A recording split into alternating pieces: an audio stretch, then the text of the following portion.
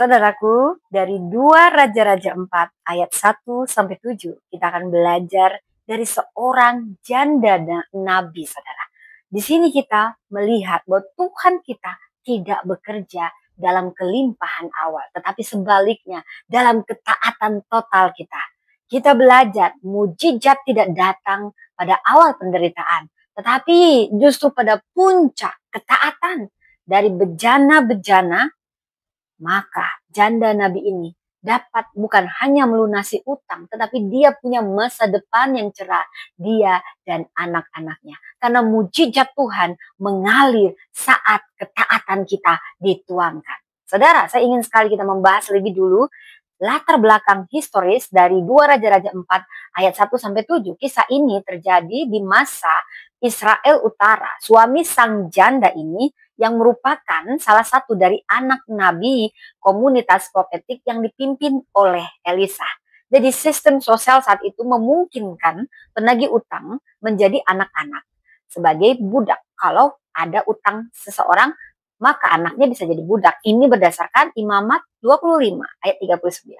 Saudara, ketika saya mengeksegesinya, maka dari ayat 1 sampai ayat 7 saya akan memberikan struktur, naratif, dan kronologi dari kisah janda ini. Di mana pertama ada jeritan janda ini kepada Nabi Elisa tentang kisahnya. Di sini ada dialog pengungkapan keterbatasan. Dia hanya punya buli-buli minyak. Kemudian ada instruksi profetik untuk bertindak secara radikal. Dan di sini ada ketaatan dalam tindakan dan manifestasi mujizat. Maka ada solusi dan pemulihan di mana utang dilunasi dan dapat hidup dari sisanya. Masa depan pun cerah. Wow, saya sangat terpukau ketika mengeksegesis ayat per ayat. Diawali di mana ada kesulitan ekonomi ayat 1. Ini bukan tanda kekurangan iman. Bahkan rumah seorang nabi pun bisa mengalami kekurangan. Jadi, bila kita menghadapi kesulitan ekonomi, bila seseorang menghadapi kesulitan ekonomi, saudara, itu bukan tanda orang ini kurang iman, saudara. Karena nabi pun bisa mengalami kekurangan. Dari ayat 2, kita melihat bagaimana Tuhan memulai pekerjaan besar dari yang kecil dan tersedia. Dan di sini penuh dengan tuntutan ketaatan penuh, sehingga ada bentuk tindakan yang tidak logis. Maka mujizat pun terjadi bahkan dalam ruang ketaatan, bukan keraguan. Dan mujizat Allah membawa pelepasan dan kelangsungan hidup. Wow, saudara, saya terpukau. Jadi Allah kita tidak hanya memperhatikan kondisi ekonomi seorang janda, tetapi juga dia memulihkan identitas janda ini sebagai ibu dan pelindung generasi. Saudara, Tuhan memakai apa yang tampak kecil untuk menghasilkan sesuatu yang besar selama ada ketaatan. Saudara, dari janda nabi ini kita belajar 7 teladan utama. Pertama, iman dalam keputusasaan karena Tuhan mendengar seruan hati yang hancur. Ditekankan di ayat pertama. Kedua, keterbukaan terhadap instruksi profetik. Di ayat 4, iman dimulai dari kesediaan kita mendengar dan melakukan. Ketiga, ketaatan total, saudara. Mujizat tidak datang tanpa tindakan. Dan keempat, ini perlu kerendahan hati untuk meminta pertolongan. Tidak malu untuk mengakui kita butuh bantuan. Memang kita butuh bantuan, saudara. Kelima, ketekunan dalam proses. Terus menuang hingga akhir tanpa menyerah. Keenam, mari kita ikut sertakan keluarga kita, anak-anak kita dalam proses iman seperti janda nabi ini. Dia melibatkan anak-anaknya, ditekankan di ayat 5, mewariskan pengalaman iman secara langsung. Dan ketujuh, saudara, mari kita hidup dari hasil mujizat dengan hikmat, dengan manajemen yang baik. Jadi jangan semberaut juga sebagai anak Tuhan. Mari kita mengatur berkat Tuhan untuk kehidupan yang berkelanjutan. Saudara, seakan-akan ada kerapuhan juga yang harus kita hindari dari janda nabi ini. Ya, dia merasa ditinggalkan awalnya. Dia merasa ditinggalkan oleh Tuhan saat suaminya meninggal. Jadi kita perlu menyadari bahwa Tuhan tidak pernah meninggalkan. Dia selalu hadir. Sekalipun orang yang kita sayangi pergi, saudara, ya. Yang kedua, dia lebih fokus dan mengandalkan apa yang tidak dia miliki. Dia fokus pada kekurangan di awal. Dan inilah yang bisa membutakan mata siapapun dari potensi yang sebenarnya masih ada. Jangan lihat yang tidak ada, tapi yang masih ada.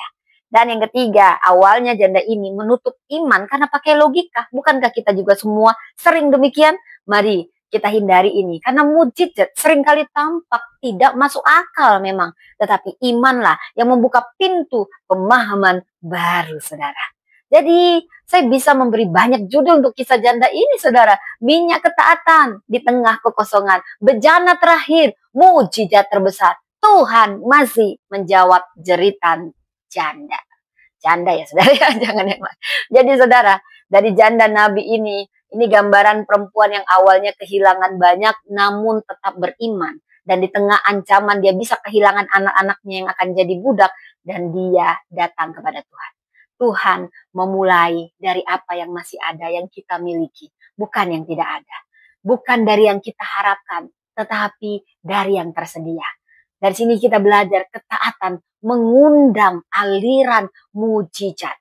Iman bukan hanya dalam hati, tapi dalam tindakan konkret, bergerak bersama generasi, membawa pemulihan. Anak-anak diajak turut serta. Iman, mari kita wariskan bagi keluarga kita.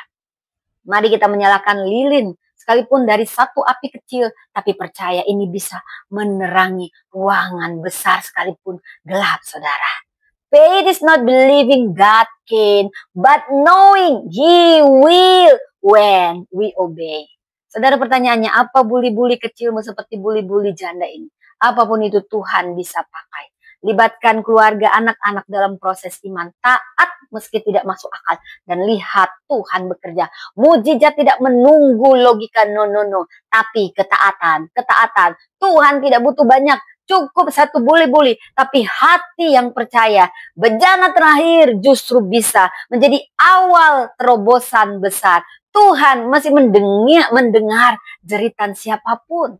Dan masih ada minyak sebenarnya di rumahmu. Ada yang Tuhan bisa pakai. Ada yang masih tersedia. Karena itu pasti ada jalan keluar di balik ketaatan. Dan saudara, seperti Tuhan memanggil janda nabi, ini nubuatan buat kita semua. Tuhan juga memanggil kita untuk berani menuang dari buli-buli kecil kita. Pengalaman hidup kita, air mata, ketaatan kita. Tuhan akan mengalirkan dari situ pengurapan bagi banyak bejana kosong di sekeliling kita. Mungkin orang-orang terpinggirkan yang hampir menyerah. Jangan pandang kecilnya permulaanmu. Sebab kata Tuhan, Tuhan akan melipat gandakan pengaruhmu karena ketaatanmu. Apapun pelayananmu saudara, ada ruang mujizat. Tutup pintu di ruang tersembunyi. Duduk di kaki Tuhan dan menuanglah dalam ketaatan saudara. Katakan, aku adalah orang percaya sekalipun kegelapan menyerang, mengancam. Aku akan tetap menuang dalam ketaatan di tengah ketakutan. Aku memiliki Allah yang besar yang akan menjawab jeritanku, yang akan melipat gandakan minyakku dan memulihkan masa depanku. Aku bukan korban keadaan, tetapi aku adalah pemenang bejana mujizatnya Tuhan. Tuhan memberkati.